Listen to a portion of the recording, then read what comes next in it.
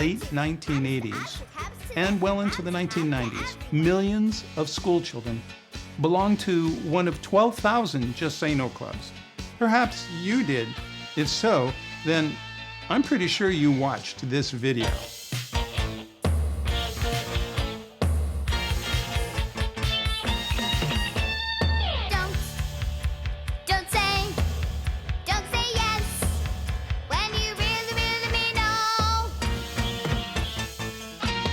And I bet some of the songs in the video are still stuck in your head.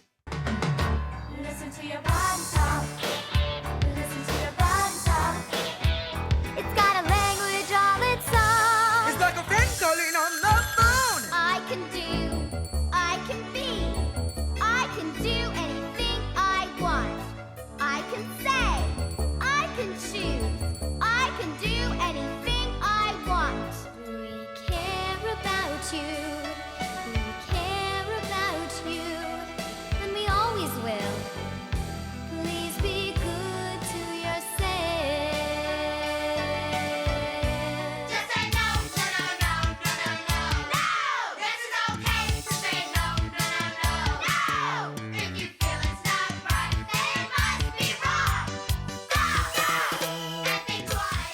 It was 1982.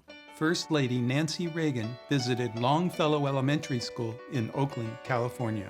I was asked by a group of children what to do if they were offered drugs. And I answered, just say no. And that's when the Just Say No movement was born. Soon after that, those children in Oakland formed a Just Say No club. And now there are over 10,000 such clubs all over the country.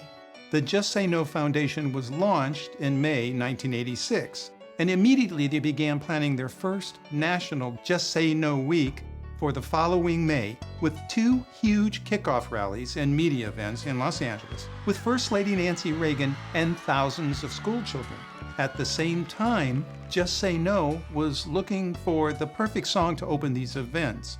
More than 600 songs were submitted, some from famous musicians. Unbeknownst to me, someone sent them an audio cassette of a song I wrote.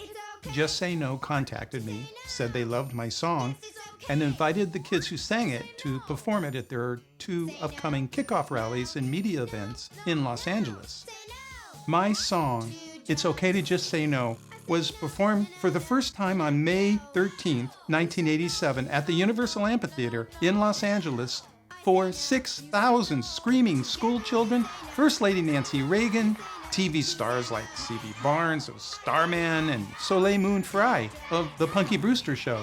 Well, Allison, the setting for the anti-drug rally, Universal Studios. The students didn't get to see King Kong, but they saw a big production. It looked like a show, and it was. There were the singers from San Diego. I say no, you say no, you say no. And the stunt bikers. Let's hear from Matt Hoffman. 360 Flyout. And the star of the show, First Lady Nancy Reagan, talking to thousands of Southern California students, the First Lady of Say No to Drugs. When you stand tall and say no, your friends will listen. No. Say it strong, say it proud. Stand up and say it loud. 'Cause it's okay. Think how loud it would sound if all the children in the world just said no at the same time. Just say no. I like her a lot. She seems like she's really into the kids, so she's a very nice lady. We are the children. 2 days later, my singers performed It's Okay to Just Say No at the Rose Bowl in Pasadena. I say no, no, no, no, no, no, no. No. You say no, no, no, no, no, no, no. No. I say no, you say no. But this time, there were 25,000 school children, along with movie and TV stars like Drew Barrymore, Kirk Cameron, and Corey Feldman. To my astonishment, my song became Just Say No's national theme song. I'm going to tell you all about the unlikely story about how that happened in another episode, and how the song's original title was not It's Okay to Just Say No, and why Just Say No asked me to change it. Just Say No invited my singers to perform at more and more rallies and events. So I wrote more songs, and my one song grew to 4 songs and a medley. And I scripted skits to tie the songs together. So it was now a mini musical, and it was about 15 minutes long. And I needed to recast it with new kids who were experienced in performing musical theater. I didn't realize it then, but this was setting the stage for my writing and producing a full-blown Just Say No musical. I'm Louis Stevens. I created Don't Say Yes When You Really Mean No. I wrote the story and the script. I composed the songs. I wrote the lyrics. I produced and directed and edited the video. I never in my wildest dreams imagined how popular this musical would become and how millions of children around the world would see it. I'm totally blown away when people tell me that they still remember the song some 30 years later. I've created these video episodes to share some surprising behind-the-scenes stories about this musical. For example, did you know that 2 original cast members became huge superstars? It's true.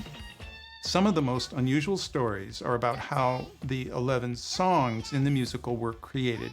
So the next 11 episodes in this video retrospective series centers around the story of each song as it appears in the musical. The first song, Confused. People ask me, Louis, what's up with those talking voices? I remember writing the song and thinking, do what I say, not what I say. Those talking voices are so confusing. But I want them to be confusing. To think for yourself. The next episode tells the story behind the song Confused and how I came up with those confusing talking voices.